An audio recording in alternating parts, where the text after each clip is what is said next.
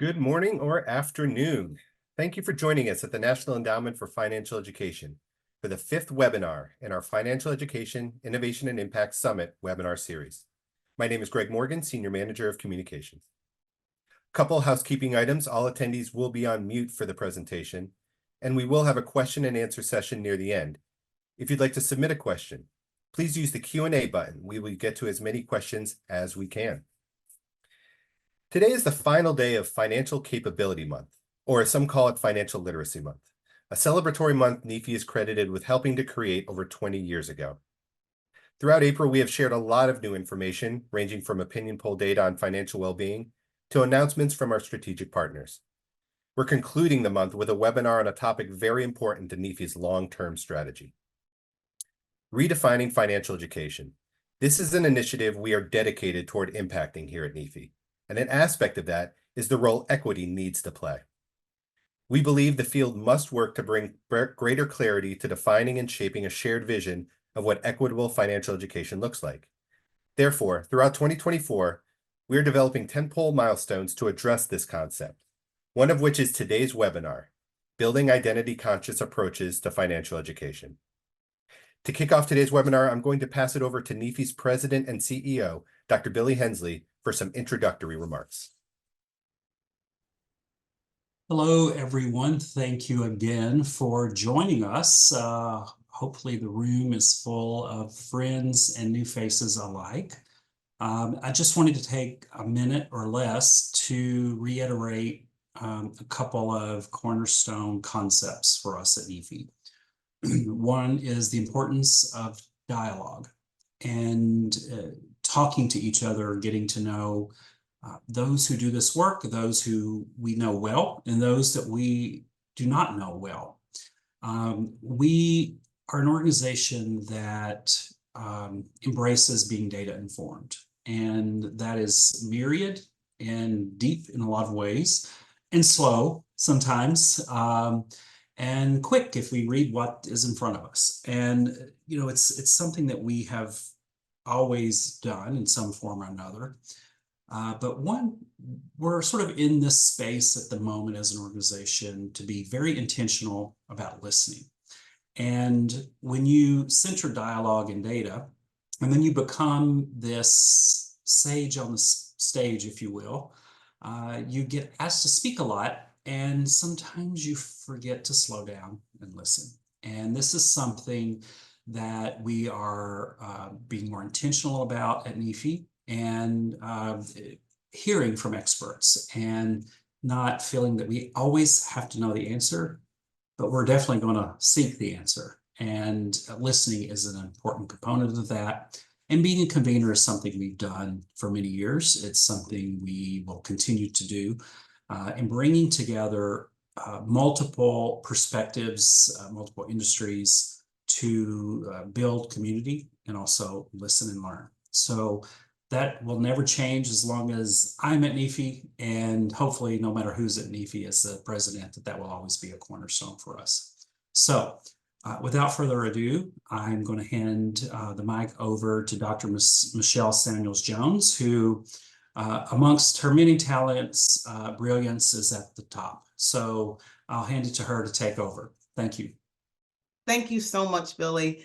I just want to say and echo what both of my colleagues have shared. It is such a wonderful moment for us at NEFI in the space of financial education as a field to really think thoughtfully, actively, and with inspiration about what lies ahead and how we can act with impact. I am so excited to be joined today and to serve in the role of facilitator for a wonderful and exceptional slate of panelists. I am going to start with a few introductions, but we're just so excited to be able to share, and we want this to feel like a discussion. So we are going to play off of each other and have a really, really good time. Let's start with introductions. So I'm excited to introduce folks to Emma Donahue. Emma serves as NEFI's Senior Manager for Policy and Advocacy, focusing on advancing NEFI's policies around K-12 financial education requirements. For the last 2 years, Emma has provided significant leadership as our resident policy whisperer. That's what I call it. And she has continued to provide tremendous guidance as we advocate for and seek to influence the movement of policies that can have a transformative impact on our work. Before joining NEFI, Emma spent about 10 years working with political candidates and organizations across Colorado. Welcome, Emma. Also thrilled to introduce to you Dialect. Dialect is the director of pedagogy at Pockets Change and has spent the last 2 decades leading intergenerational learning around the globe through a hip hop pedagogy, financial education, and good old fashioned rock in the house. We're going to get into that a little bit later. His art is about how discrimination makes us feel ashamed and isolated. His classes are about how we can achieve what we can achieve when we shed those feelings of shame and realize we aren't wrong, stupid, or alone. Welcome, Dialect. And the last person we'd love to introduce you to as our panelist is Dr. Stephanie Baker. Stephanie has enjoyed a 30+ year career demonstrating the transformational impact that a deeply held belief in learners' potential combined with intentionally culturally sustaining pedagogy can have on academic achievement, especially for those that have been placed at the margins of TK through 12 education. For the last 20 years, Stephanie has studied closely with Dr. Yvette Jackson, author and creator of The Pedagogy of Confidence, a framework which focuses on transforming teacher practice so that all learners can demonstrate high intellectual performance. As executive director of the National Urban Alliance for Effective Education, Stephanie shared the pedagogy of confidence with teachers, leaders, and students across the country and witnessed the practice-proven emancipatory impact of pedagogy when rooted in cognitive and neuroscience and framed in the fearless expectation that all students have the inherent potential to demonstrate learning growth. Welcome, Stephanie. Okay, so why this topic and why now? Well, there's clear, and we're going to hear from Emma about this in a moment. There is tremendous momentum and focus on financial education. That reflects for us an unprecedented time to, again, act with impact. As I mentioned, you'll soon hear from Emma about policy changes in legislation that is passing, and that becomes a tool and a vehicle for us to think about how do we level up and transform our work, especially as we think about how we center those whose voices, experience, and perspectives of marginalized and vulnerable populations have, again, continued to be on the fringes. Now, we also know that there's different types of legislation that is happening that does not seem to value or see the need to center and advance the explicit focus on inclusive and equitable practices in our work. So what does that mean? It means that we need to be more committed, innovative, and courageous than ever to find ways that effectively serve communities of color, low-earning families, rural communities, the justice impacted, and the many identities that have again been historically and presently locked out or left behind of this financial ecosystem. We also know that one approach does not work for all. So what can we do? What systems can we build? What strategies and approaches can we create that opt others into what we're trying to achieve as they are, not as we wish them to be? So today's discussion is about sharing insights and perspectives that spark action. We will scaffold our discussion today to look at policy, pedagogy, and practice. In other words, the what, the why, and the how of this work. We'll be asking different questions of our panelists, but again, we want this to be a discussion and a conversation, so they'll be chiming in and sharing across each other's identities and experiences. All right, panelists, are we ready? Okay, I love it. Dialect is more than ready. All right, Emma, we're going to start with you. And we would love, and we know that there is a lot that is happening in the landscape of financial education, but please share with us a brief summary of what we have been tracking and observing in the financial education policy space. Thank you so much for having me here today.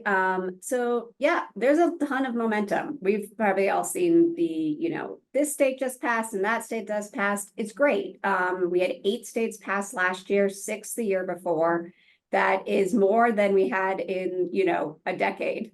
Mhm. From 2005 to 2019, we had about 5. So there's been just a huge jump in the recent last couple of years. And, we're seeing that for a couple of reasons. Economic downturn always brings up financial education again as a huge topic. Some of it is nobody wants to be the last one. So if you're seeing all your neighbor states doing it, you want to be in there too. So we're seeing a lot of momentum for different reasons. But that's really exciting. This year's been a little slower, but that's to be expected in election years. There's a few other things going on right now. So, but because we're having so much momentum, we're now really having to look at not just, yay, we passed it, but what happens next? Implementation is the next big hurdle. And with, 14 states who are starting the implementation process or have just begun starting it, this is really the time where, what a lot of what we're going to be talking today is really important. This is the time where legislation's the simple part. You write a bill, you get it passed, but it doesn't go and tell the nuts and bolts. It doesn't tell you how to do it. It just tells you you should do it or you have to do it. So now we're really looking at how do you move from, yay, we have legislation, to actually getting useful, equitable education into every school to every student. And so that is going to be our next big stage of watching, and how does that implement, and how are we able to shape that conversation? Yeah. Very helpful, Emma. And thank you I know there's so much that goes into the legislation. So thank you for that summary. You started to talk about this a little bit, but what would you identify and what have you seen as some of the benefits that have resulted from these kinds of policies and the legislation, especially as you mentioned, as we think about how do we do this inclusively for different populations? That's a great question. So the biggest benefit we've seen is just equitable access. So making a requirement, making every school provide the course, making every student take the course gives equitable access to everybody in the room. We've seen in previous research that, when a class is optional, female students disproportionately do not take the class compared to their male counterparts. We've seen that marginalized populations also do not take the class. So there's just a huge gap when it's just optionally put out there. We also see that, high income schools will definitely have the resources to provide the class. Low income schools obviously are going to skip something like this if it's not required. So our biggest factor we've really seen by these requirements is that it is just leveling the playing field. It is making everybody show up to the same lesson and get the same information. So that is huge. We can't get people there unless pretty much we make them go. So that is a huge step. But we are still seeing huge disparities in populations, even in states that have a full requirement. You look at Utah, who has a lot of great data, just because they were one of the first. They've been doing it one of the longest, but they're still seeing a lot of disparities between their minority populations and white students on knowledge levels, access, all of those things. So there are still issues that we need to address, but I think the biggest thing is we're at least starting to level the playing field and give students at least access to these courses that they otherwise would not have. Thank you, Emma. And you've already started to address some of the gaps that we still face. And in terms of, it's one thing, as you said, to have access to something because it's now being mandated and required. It's a completely different opportunity to say, and how and why, and how do we actually transform access into something that's impactful, into something that's meaningful from the lens of the learner. So thank you. Thank you so much. I'm just going to ask either of Stephanie or Dialect if you had any other thoughts, particularly about what you've observed with policy and some of these pieces that Emma has brought out.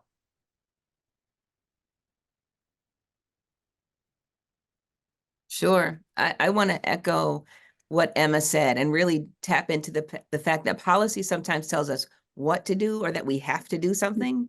And there's very little information about how to get it done. And so I just want to uplift that and say that's not a small piece.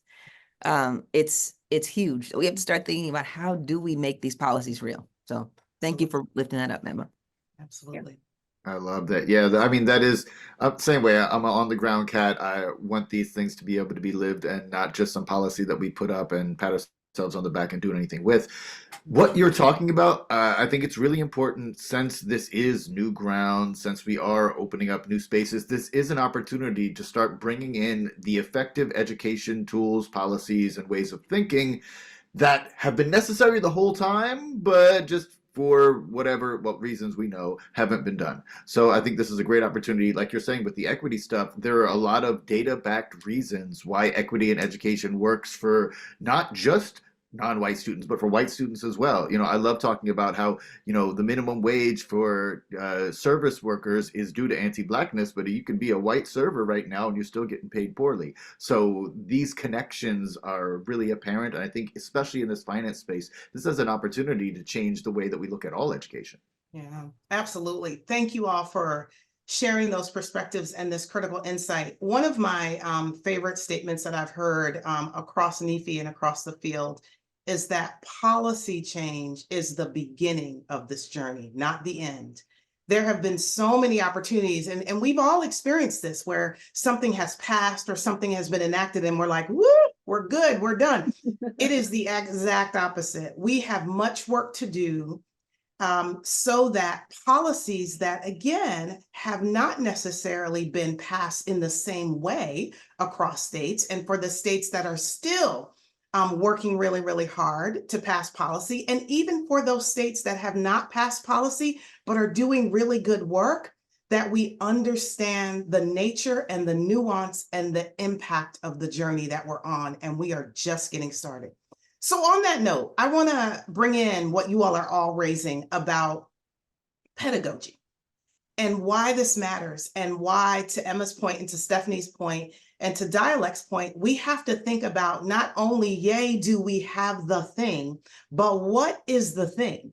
And how do we do that in ways that actually truly inspire and center the learner? So Stephanie, let's start. I want to start with you. Can you talk about what your perspective is on the role of pedagogy in these kind of discussions? Why does pedagogy even matter? Great questions. Thanks for having me today.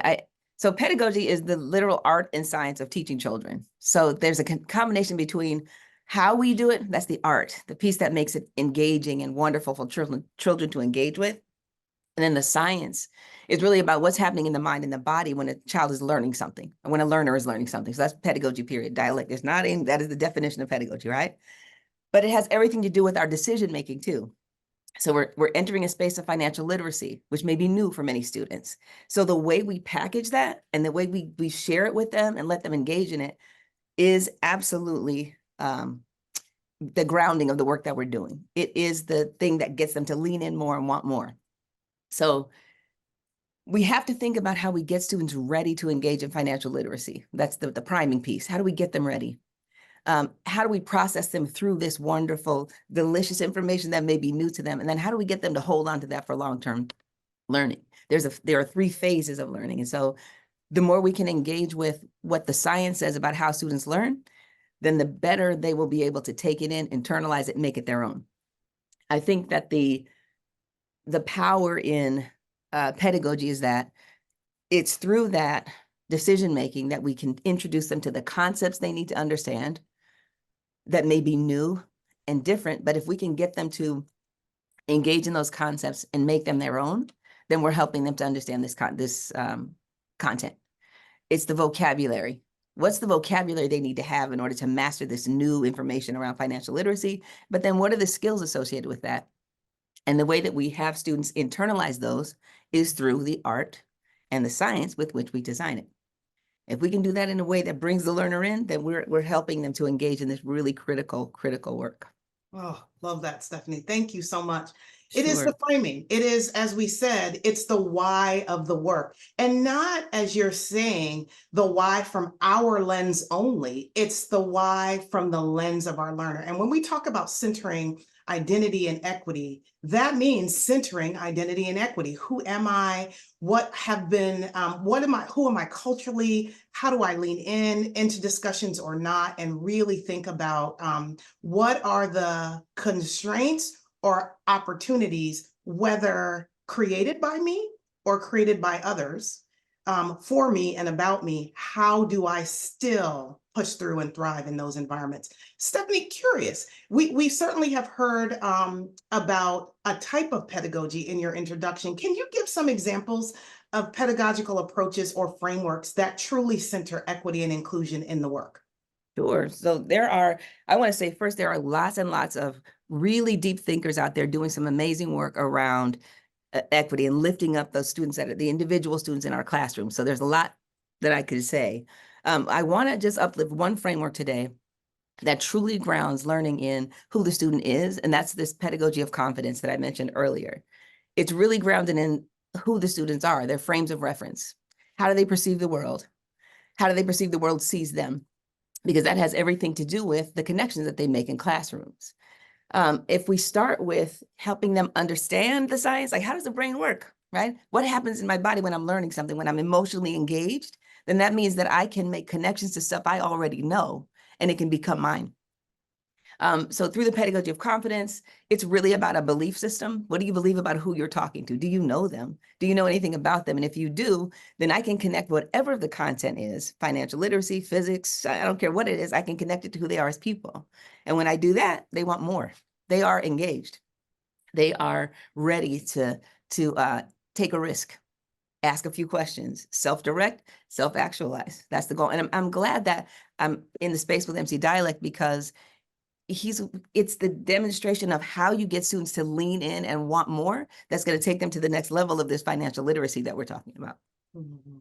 Thanks, Stephanie. I want to actually have Dialect come off mute as well, and just talk a little bit about the pedagogical approach. And I know we're going to move certainly into practice momentarily, but certainly want you to speak into this piece about the why of pedagogy. Why does this matter for us in the ways that Stephanie has just described? Yeah, most definitely. And, and thank you, Doctor. I really appreciate your approach to explaining pedagogy to folks, because I think the wires get crossed a lot when we're trying to talk about it. And I love this pedagogy of confidence because it's very similar to what we do with hip hop in terms of finding the ways that people learn most comfortably and using that as a way to get them into what is uncomfortable. I think, there's a lot of like backlash to the multiple intelligence and stuff. And I often think that the way that heads are looking at it is from not the most useful perspective. And there's this way where we use this as an assessment tool. But to answer your question, because I'm tangenting, I have a tendency to tangent. You have to You're right. excuse me.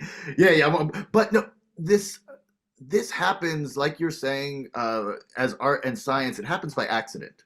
For me, I don't really know what I'm doing here sometimes. I didn't come here to be anybody's educator. I didn't like school. I wanted to be an actor. And I had just started rapping, and I moved to New York from the islands to be an actor, and I started getting pushed into different places because, so I was mixed race, and I would go to auditions and they would say, well, you don't look like the family. I'm like, but that's what my family looks like. And I would bring my pictures to the auditions. And then I was like, you know what? Y'all don't get it. So I'm going to write my own story. So I started writing, and I started getting in the theater world, and most theater folks are like educators too. So I started working with young audiences. And the thing that I've really found, the centerpiece of what y'all been talking about, is how identity shapes everything for learning. When you don't feel like yourself, you can't get along, right? You're rude, you're grumpy. I always say, like the kid who has the mohawk, right? He spends all that time and energy, or they spend all that time and energy to make this, and they use the gel. And that day that it's like hungover and limp, you're like, oh, what happened, Travis? Are you okay? Like, what's going on?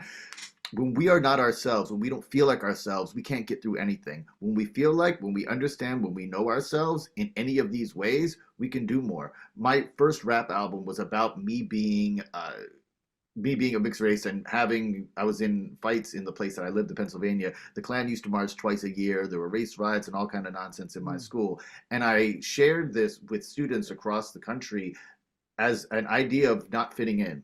It was my way. I was a square peg. It was a square peg syndrome. And I asked students, in what ways do you feel like you don't fit in? And I remember I would be in youth prisons where I was rapping with kids who told me that they were illiterate, that they were like, yo, sir, I don't know how to read. I don't know words. I'm not smart at this. And I freestyled with them, and I transcribed their rhymes and read them back to them. And I said, well, yes, you are. You're a very literate person.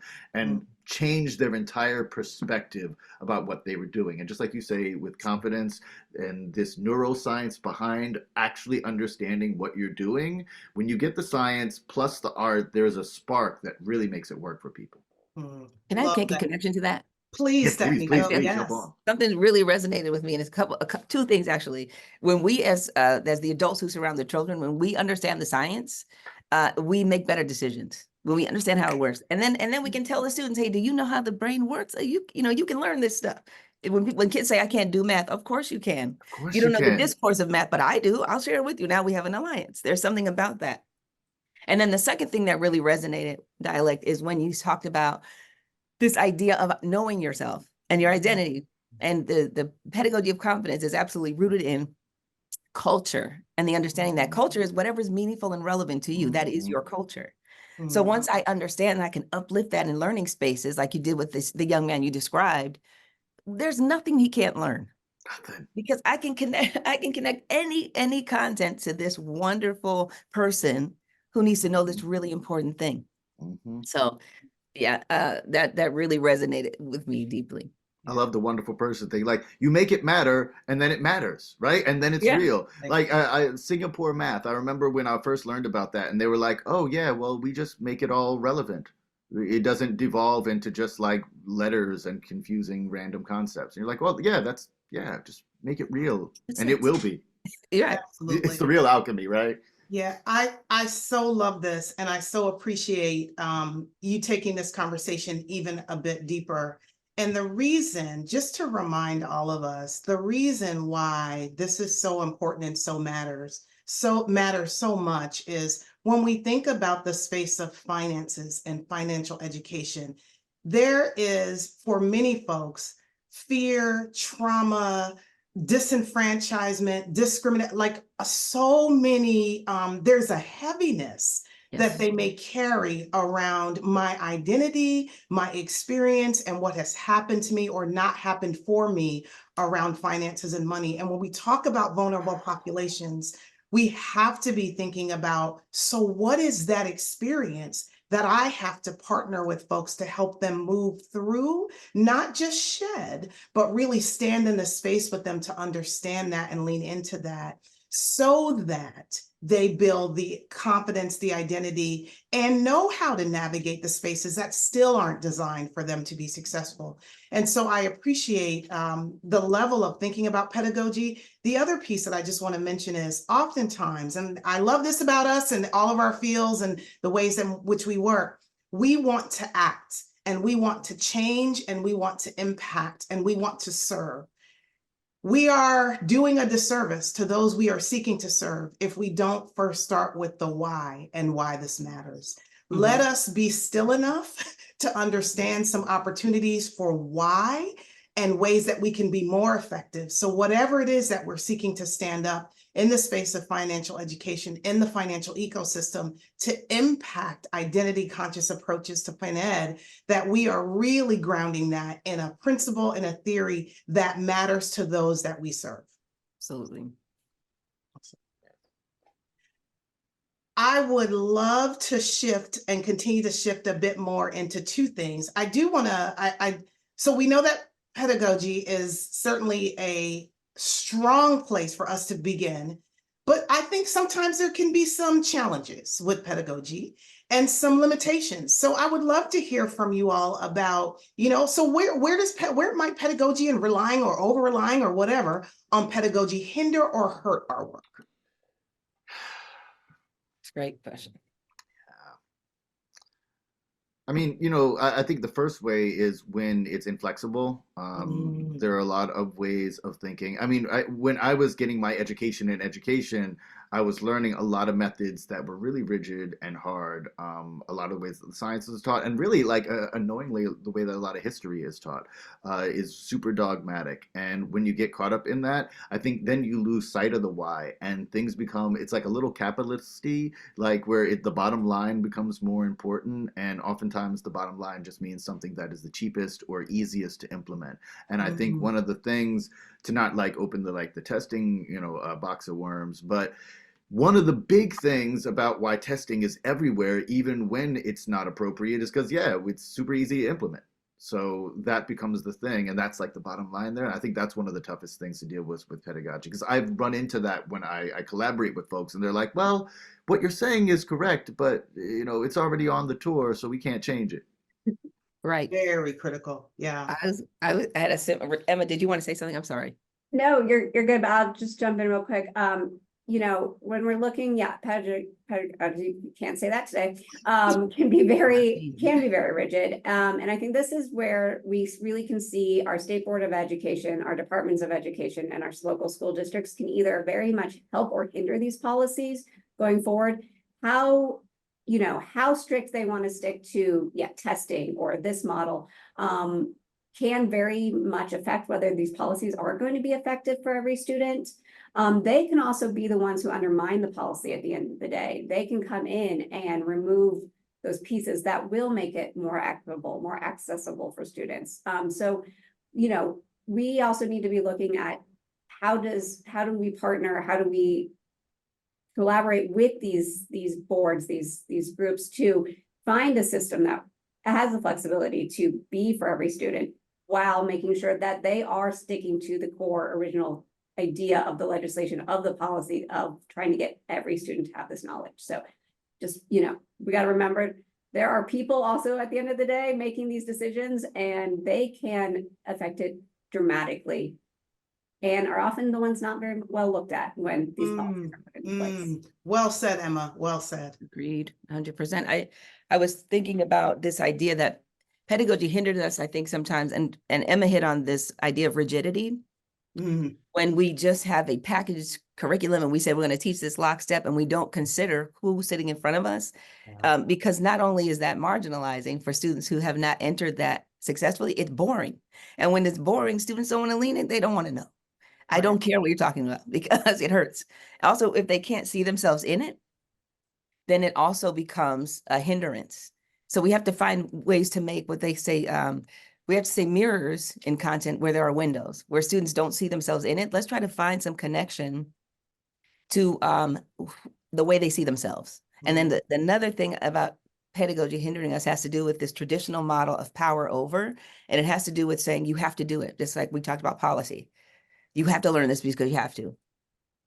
Traditional models are power over, right? And when we move ahead and we advance and we learn more about the science, we begin to have power with students. Hey, let's sit down together. Learning is a social process. Piaget taught us that. Like, let's just talk together.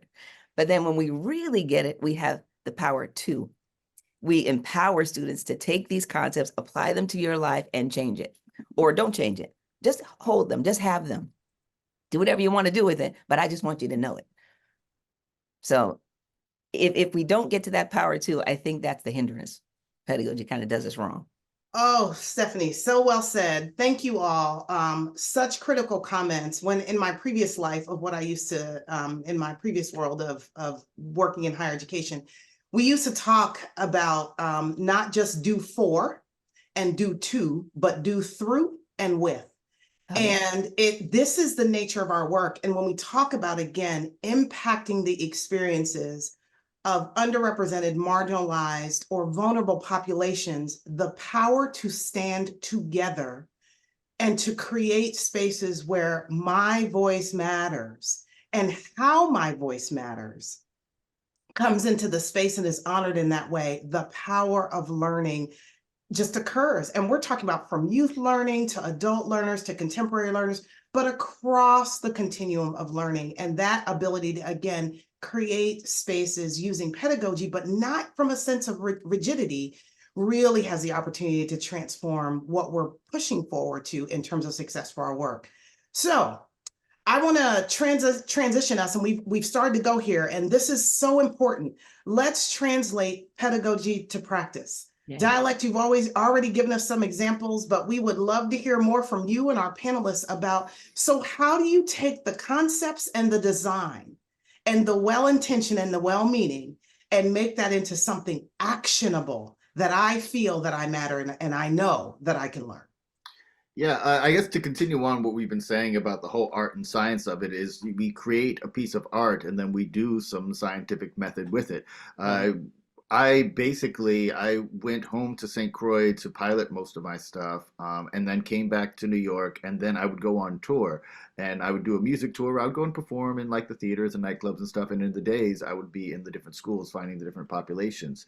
One of the things I really love is third-party data. I see someone who is asking a question about like which ways are going better for financial education, hybrid or in person or whatnot. And I like looking at third-party data because that's a great way for us to be able to prove that especially some of our artsy fartsier and or emotionally feeling SEL kind of stuff, that's the way of proving that this is efficacious and this does work. So we began bringing in third-party folks to use embedded data to source what was going on with students. And when we had that, we had assessment tools for us to figure out what works and what doesn't work with them and continue to jam.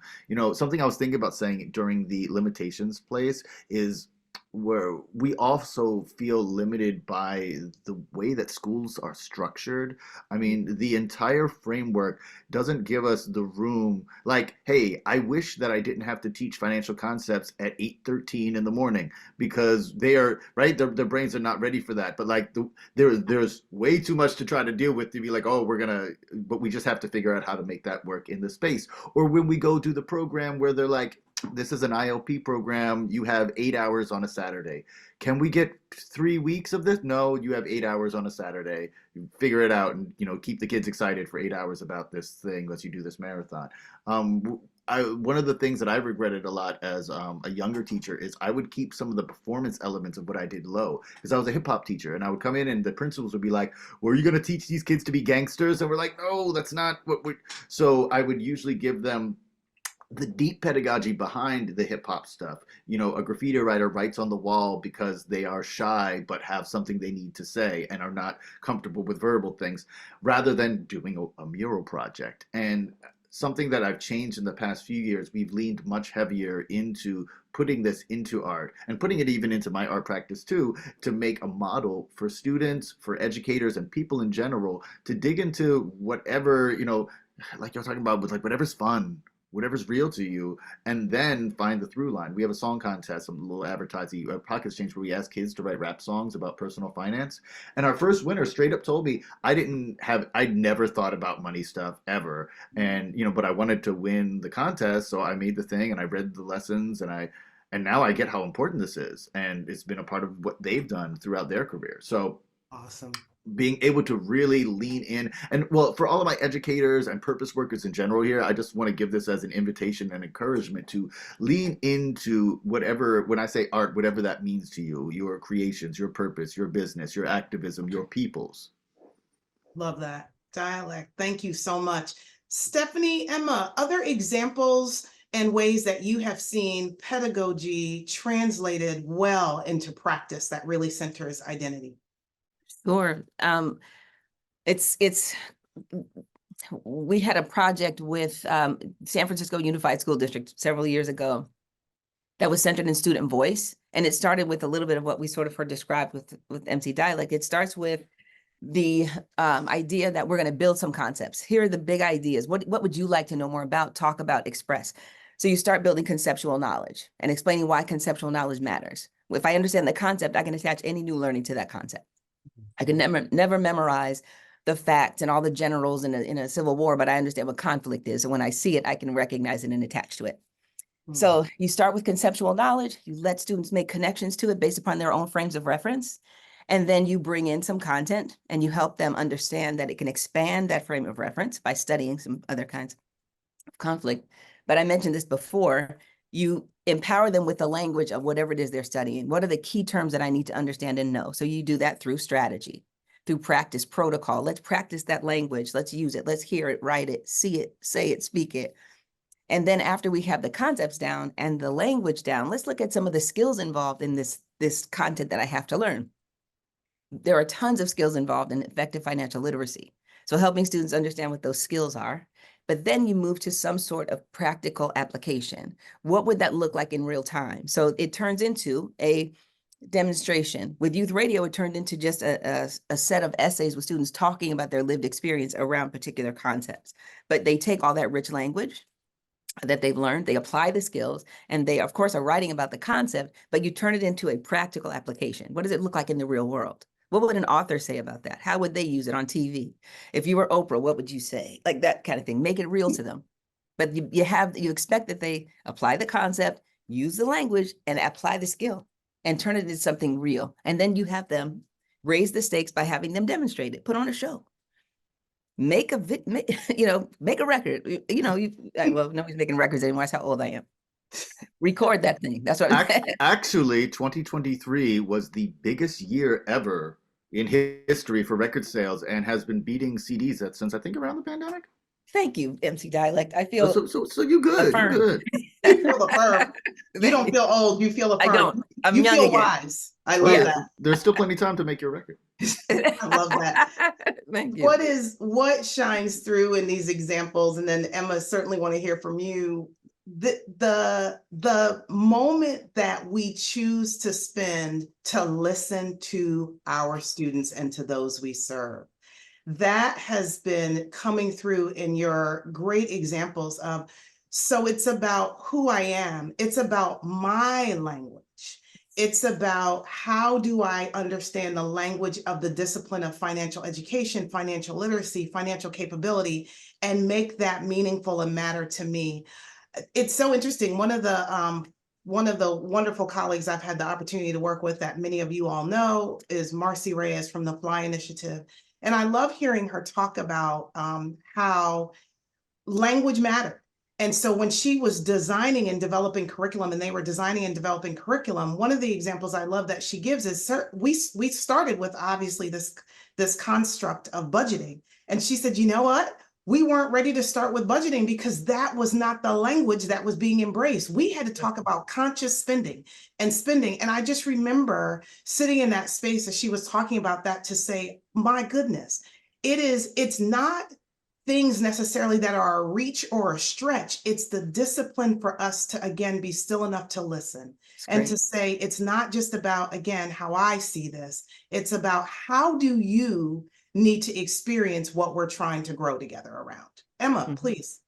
Yeah, I mean, there's been so many great examples here, and Fly Initiative is another great organization out there. There's so many that are trying to really tailor curriculum to individual populations, to students, and really like, what do the students want? We even hear it from even like a very basic level of teachers coming in and taking curriculums, and they'll just start changing the names in the curriculum. They'll just, even if you don't have time to rewrite the entire curriculum and the whole lesson, just making them feel names from your community, jobs in your community, like things that just feel people are like, oh yeah, I recognize this. I understand that. Going back to that concept of like conceptual learning, having something that feels familiar to students goes so far. And so there is a lot of great work out there, and these examples have been great. And so I will just leave it there. Great. So, so concur, Emma, and have heard, and we talk about, again, contextual learning. And one of the things that we know and embrace as the opportunity to be able to do design work around curriculum is involving the students to design the curriculum. They got so many ideas. So back to what Stephanie mentioned about the positionality of historically how we do pedagogy and curriculum. There's the power over, love that language. This is about, if we are truly in partnership with students and with those that we serve, how about we ask the question, so how would this work and what would this look like? And you help us. We're gonna position you as the educator and the scholar in this space of building your interest and your confidence and your ability to actually do this work well and to learn this work well. And so it's so important that we don't skip over that, but we actually commit to sitting with those that we are partnering with in the learning space, to hear from them, to have them be our co-creators of knowledge and experience in this space. That goes a long way. And we've seen the power of peer. We've seen the power of peers in the learning space. And so we want to be able to continue to leverage that.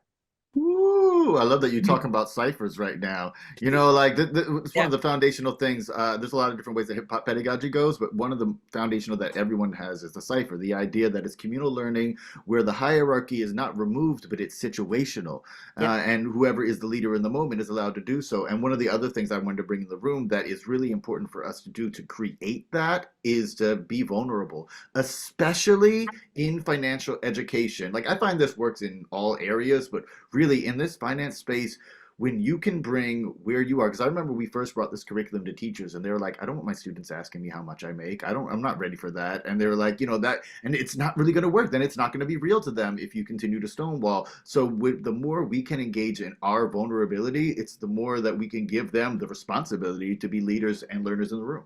Yes. Love that. Well said, Yeah. well said. So I'm looking at time and I want to make sure we create opportunity and space for our folks who are putting questions in the chat to be able to respond to some of those questions. So with that, I'm going to start with you, Emma, and just say, what final thoughts or suggestions or anything would you want to share with our participants? Well, thank you again, everybody, for coming today and everybody was part of this great conversation. I think final thoughts is legislation, getting something passed isn't our mission accomplished. Take the banner down. It is just the starting point.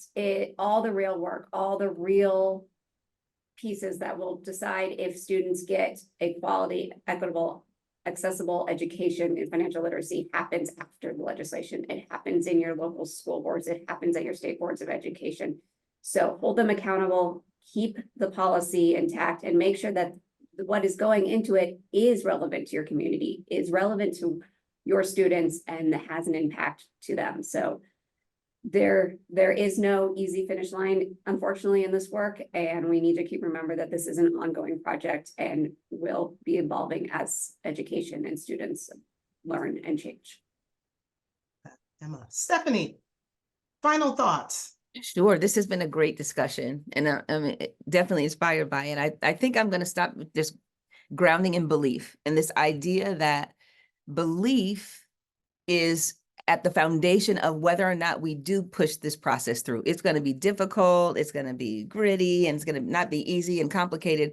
But if we believe in the students that we're teaching, we believe in the need for them to understand these concepts and to engage in these conversations, then we push through and we do those hard things.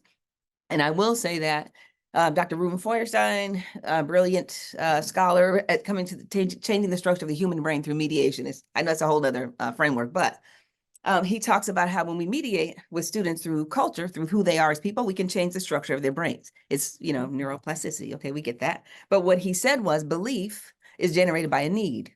And the need is an absolute need to influence positively the quality of life for a fellow human being. So fellow man, fellow woman, fellow human.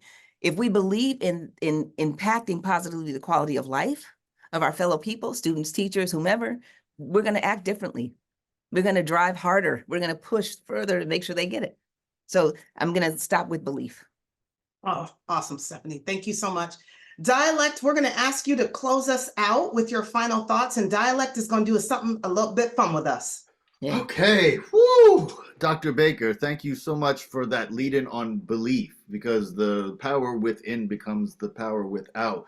And it strips away all of these things that are unnecessary. I'm going to try to channel your Uncle Chet and get us in another space where we can use our belief and our power together. I want us to get on the same page. And in fact, I want us to get on the same beat, because taking care of your personal finances is an act of revolution. And it is a way that we can take over and completely change things. To do that, we must take care of ourselves and remember our resonance within community. And to do that, I have an exercise. I would like everybody to mute yourselves because we're latency stuff. But on the count of 3, I would like everyone to say the word basketball. Okay? 1, 2, 3. Basketball. Now, do you notice when you say the word basketball, you use these muscles and these muscles. I want you to really emphasize those muscles one more time on the count of 3 as we say the word basketball. Ready? 1, 2, 3, basketball. Now, the next thing I'm going to ask you to do is a little bit difficult. It's a little bit weird, but if you're imagining things are happening in your body, you can make it happen. What I would like you to do on the count of 3 again, you're going to take a deep breath, filling your stomach with air like a basketball, and then push that air so it hits the roof of your mouth and comes out in the middle of your bottom lip as you say the word basketball. So it's 1, 2, 3, deep breath, basketball. Got it? Ready? 1, 2, 3.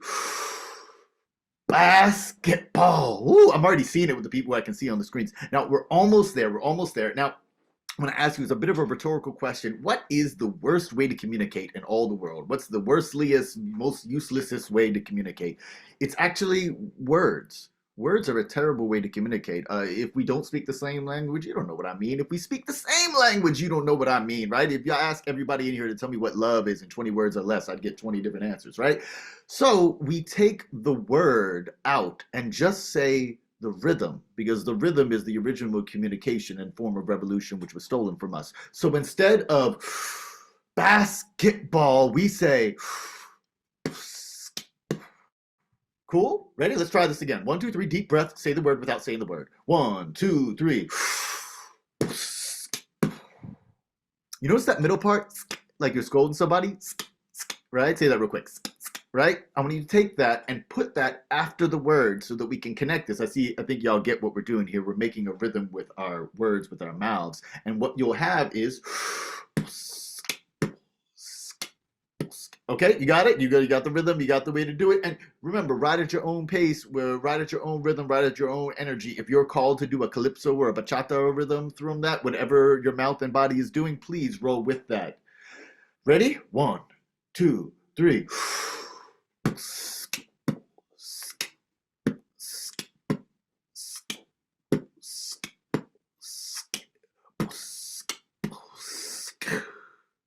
Thank you so much. The reason, by the way, why I asked you to do a 4 count is because everything in learning is based in symmetry, beauty, understanding, and trust. When things are symmetrical, we trust it more. That's why pop music is 4/4, because then we can dance and do our 2-step 2 times and feel good about it. Find the way that we can create that comfortability so we can get deep into what's already uncomfortable. Thank you so much. Love that. Thank you, Dialect. Thank you, Stephanie. Thank you, Emma. Thank you to our participants for joining. I'm going to turn it back over to Greg Morgan, who's going to field a few questions for us. And as Greg mentioned, the questions that we don't get to in the webinar, we will respond to. So please continue to populate your questions, and then you'll be able to reach out to us after the webinar as well. Thanks, everyone. It's weird switching back to real words now here. Hold on. Is there any differences in taking financial education courses when looking at modality? For example, is there any research and uptake between in-person classes versus hybrid versus totally virtual classes?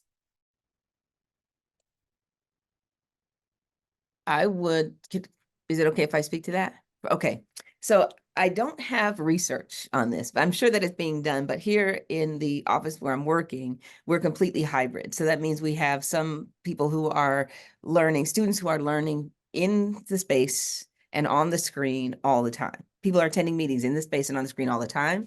And what I think is that COVID sort of proved to us that it's important. Like there's no way for us to go backwards and only be in one space. What I will say is that concepts that are difficult and challenging, sometimes financial literacy can be, it's helpful to have an in-person component. We always say, like, if there's, high tech, high touch, if it's all technology, we have to find ways to really engage people. In person is easier when you can see the instructor's face and read their language, their facial expressions, and ask your questions in real time. So I think there's a world that will always be hybrid because that's what we learned from the pandemic. But there's also a place where tricky concepts are easier to learn when you're sitting with a human being face to face, side by side. I don't know if that really got to that, but I was thinking about that when I read that question. I don't know if we can ever avoid not being hybrid again. So I hope that was helpful. Yeah, I would just add quickly to that it is so interesting what we've learned about learning, right? And so I love this question. I think it's a space for us to actually explore and get a bit deeper to understand where modality matters. What I'm going to continue to bring us back to is the modality that's most impactful is based on the learner's needs and the learner's space. And so what we have seen, and I used to work in a virtual space, an only virtual space that all the instruction and everything was done digitally. And I worked in a hybrid space, and I worked in face-to-face only.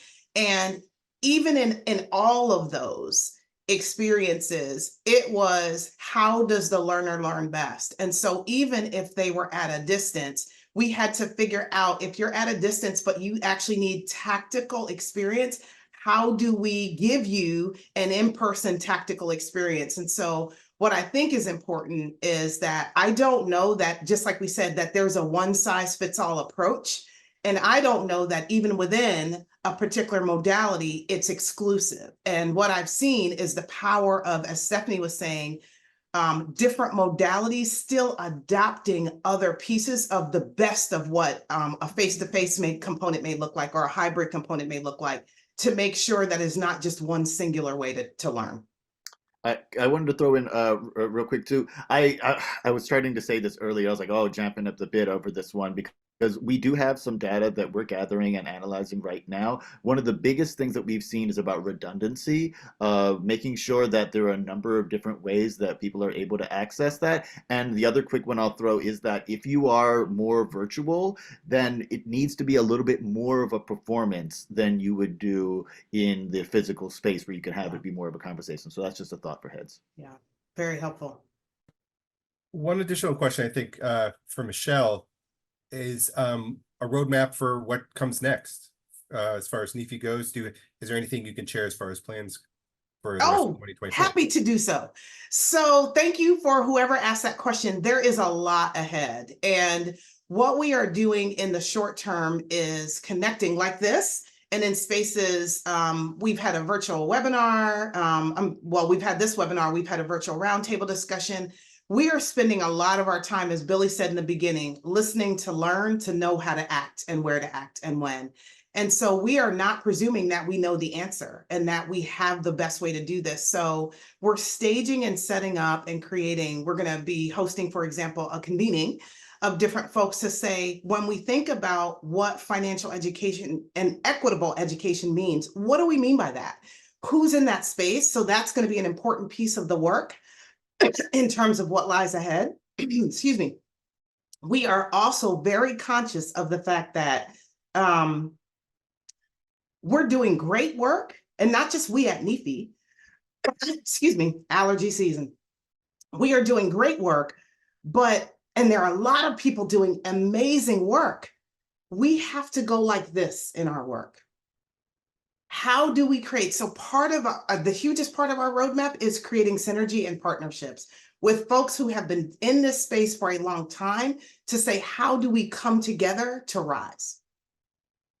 So please stay tuned, be on our website. There's a lot that we're going to be putting out in terms of research, in terms of practice, in terms of convenings and ways. We have our summit, which Greg will talk about in a little bit coming up. We're going to focus on equity in our summit. So there's lots of activities that are forthcoming.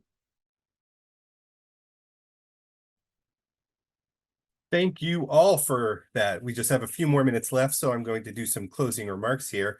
I want to thank everyone for joining us today. We will be sending a recording of this webinar to everyone who registered, so we can hear back the beatboxing. If you are interested in watching or rewatching our previous webinars in this series, you can use this QR code to find them on our website. And be on the lookout for information on upcoming webinars in this series, which will be scheduled throughout the year as a lead up to our Financial Education, Innovation and Impact Summit, October 8th through 10th in Denver. Speaking of our summit, we are very excited to announce that registration for our summit is now open. If interested in attending, we urge you to register as soon as possible by using the QR code here or going to financialeducationsummit.com. That's financialeducationsummit.com. And lastly, visit nefi.org to learn about all the work we are doing, as well as to subscribe to our newsletter. You can also find us on Twitter, LinkedIn, Facebook, Medium, YouTube, and Instagram. Thank you again for our panel, and thank you again for everyone listening in today, and have a great day.